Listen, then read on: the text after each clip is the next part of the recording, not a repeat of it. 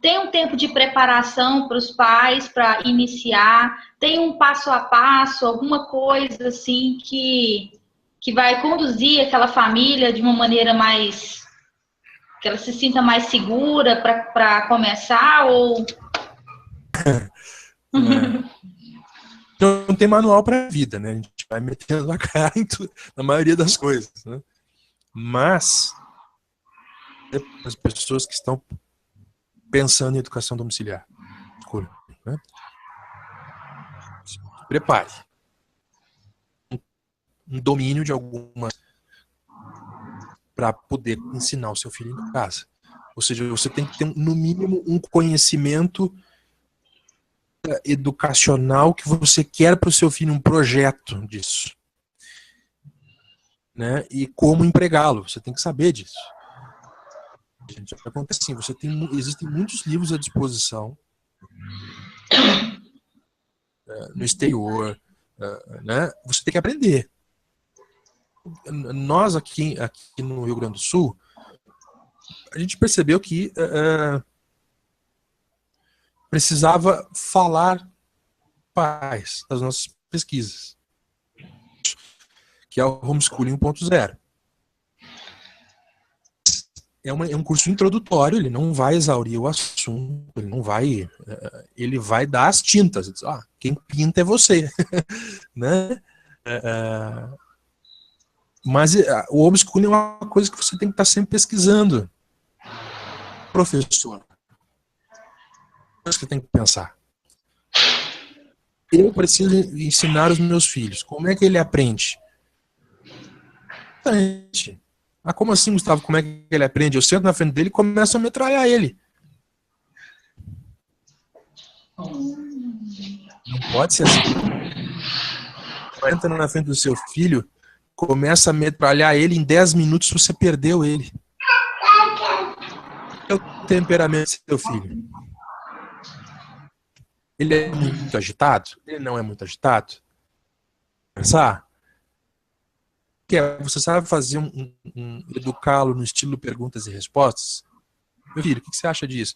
Uma coisa que eu acho interessante, às vezes, também se perguntar é o seguinte: conversar com os filhos. Então, assim, existem métodos,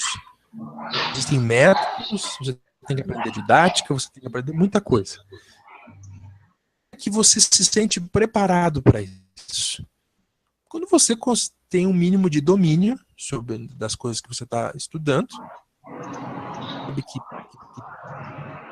pode começar, você tem que se sentir seguro disso, né? A pessoa que se sente assim mesmo, o que eu tenho sugerido veio pra gente um pai que diz assim: nível decidi tirar da escola, por onde eu começo? Não é assim. Mantém ele na escola e vai estudar. Postas. Você tem que pesquisar. Quem vai fazer isso por você? Isso é um mal do brasileiro. É um mal do brasileiro. Os brasileiros, eles querem tudo. E aí, qual é a questão? A questão é o seguinte: nós temos que fugir um pouco dessa nossa brasilidade que quer tudo nas mãos. Já é uma forma de ser homeschooler. Exatamente. O homeschooler, ele tem amor ao conhecimento. Se você não tem amor ao conhecimento, não gosto de estudar, quero ser homeschooler, você não vai conseguir isso. É verdade. Então eu digo para você assim, você tem que estudar o suficiente para dizer, não, agora eu entendo e eu vou tentar. Homeschooling 1.0, assiste, vai lá, compra alguns livros para ler sobre o assunto, sobre didática, sobre currículo, e estuda. Conhecimento, você vai adiante. Conversa com famílias que fazem. Boa. Aí no Goiás, agora tem gente fazendo homeschooling, que maravilha. Né? Em Minas Gerais tem gente fazendo homeschooling. Em Brasília tem gente fazendo homeschooling. Vem cá. Aprenda, pergunta, vem cá, como é que você faz? Um jeito esquisito, mas é legal. Sabe? Dá pra fazer. Isso que é legal do homeschool, entendeu? Você consegue realmente, você se hermana na coisa, você não é passivo. Eu vou comprar os livros, ele que sente ali e estude. Não é assim. Não é assim. Então tem que estudar, tem que se preparar, e aí depende de você. Se você levar um ano, para você e para o seu filho. Folgadinho. A gente queria perguntar também a respeito de material didático. Surgiu em várias perguntas aqui. O que é indicado? O que a gente tem que comprar para começar? Indicações de livros, livros para ler com as crianças, livros para os pais estudarem. Se puder dar uma pincelada geral aí. Eita, nice. A gente eu vou fazer um jabá. Cursos, né? Tem uma aula no Homeschool 1.0 que é só sobre isso, que é material didático. Isso é uma aula grande, de 2 horas. Livros bons, né, de literatura universal e brasileira, são livros que têm mais de 50 anos de idade. Corte ali, ó, 1950 e poucos pra frente, pode jogar tudo na lata de lixo. O português é ruim. Livros dos últimos 50, 60 anos, o português é ruim, a métrica é horrível, não sabe escrever, não sabe pensar. É um terror. Se você opta por uma formação clássica para criança, existe um curso do professor Rafael Falcon também sobre isso, é interessante, formação literária da criança. Mas existe um livro chamado Como Ler um Livro. Olha que legal. Se chama Como Ler um Livro, do Mortimer Adler. Fala de todas as etapas da leitura e no final do livro tem uma lista de livros. Os maiores livros, os grandes livros da cultura ocidental. Se você ler tudo aquilo ali, de todas as ciências que foi ensinado na história do mundo. Aí você vai dizer assim, pô, Gustavo, mas isso é um plano para um adulto. Eu disse, nos Estados Unidos, crianças de 12, 13 anos leem esses livros. Que nós, adultos, deveríamos ler. Sabe? E se dão muito bem, porque eles aprendem a ler e a raciocinar. Livros didáticos, Gustavo. Olha, para vocês terem uma ideia, eu não uso livro didático brasileiro. E vocês vão rir do que eu vou mostrar para vocês. Espera aí. Casinha feliz. Vou mostrar para vocês darem uma olhada. Vocês vão rir do que eu estou falando. Agora eu tenho que inserir ciências para Chloe, né? Ela já sabe ler, lê muito bem, já tem todo um arcabouço lógico muito bom. Eu disse, minha filha, nós vamos pesquisar um material, eu quero que você lê. É um material inicial. Não vai exaurir os assuntos, mas é um bom início para você.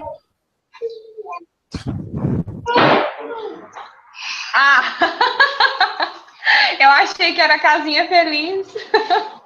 Casinha Feliz é o do Bibi, é do Benjamin.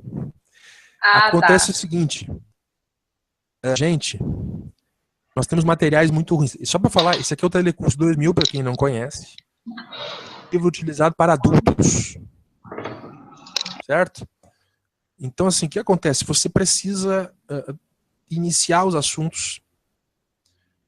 Por exemplo, no caso da Chloe, que tem 10 anos, ela tem um programa de leituras de 12 livros no ano. Um para cada mês. E nós temos outras matérias. Alguns livros são norte-americanos. Melhor material possível. Mas por estávamos estudando história, o período colonial do Brasil, com uma série feita pela Abril, que se chama Grandes Personagens da História do Brasil. 2 volumes dele eu encontrei no lixo do meu prédio, onde eu morava lá em Porto Alegre. E comprei os outros 2 volumes que faltavam no estante virtual.